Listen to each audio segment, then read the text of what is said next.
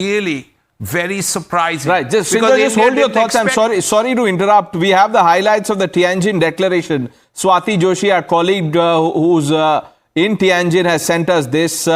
It says, and I'm reading the statement, the member states strongly condemned the terrorist attack in Pahalgam on 22nd April.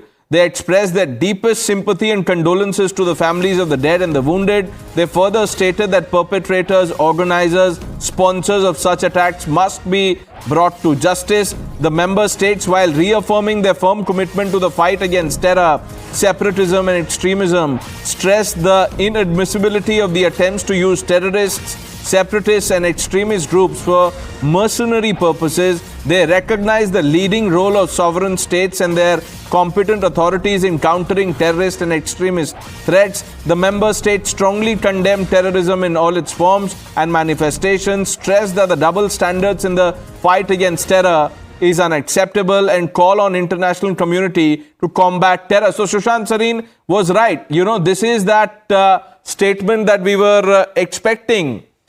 Nothing surprising. Obviously, China has ensured that Pakistan is not named. No, but Pranesh, if I might just come here, I think this statement has gone much further than what I expected. I'll be very honest about it. I think it's gone a lot further than what I expected. And okay, like I said, it was not going to name and shame anybody, but it pretty much covers everything that we wanted, at least insofar as terrorism is concerned, to be included. So I think the Indian diplomatic establishment can pat itself on the back for at least this part of the joint statement coming out. I would say it's everything you could have expected and wanted, unless of course you wanted everybody to gang up and say that Pakistan is responsible, etc., which was not going to happen. This was probably the best we could have expected, and it's happened. Mr. Babij, what do you make of this Tianjin declaration, for whatever it's worth?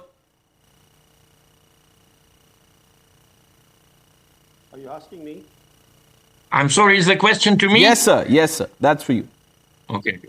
Well, I think the Tianjin Declaration is very important because what we see now in the world is not a conflict between East and West. It's not a conflict between Russia and Ukraine or Russia and European countries. It's a conflict between two approaches to world politics. One is the American and the European approach, when you appoint certain countries as villains, when you just don't talk to them, you ignore their interests. And the other approach we see in the Shanghai Cooperation Organization, we see it in BRICS. All kinds of countries are members of these groups. You have the communist countries such as, China. You have the democracies such as India and Brazil. You have theocracies, in BRICS. Iran is an observant nation.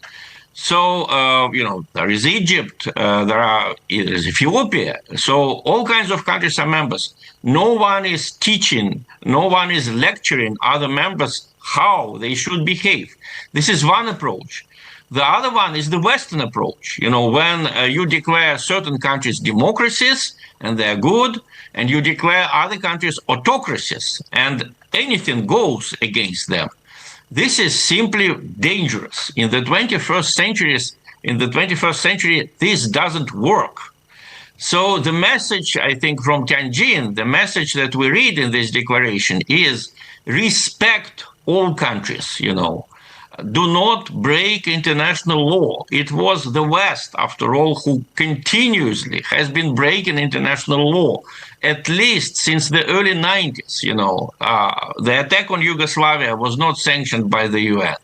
The actions of the United States and of Europe in such countries as Libya, Syria, this was all not sanctioned by the UN. It was all against sovereign countries.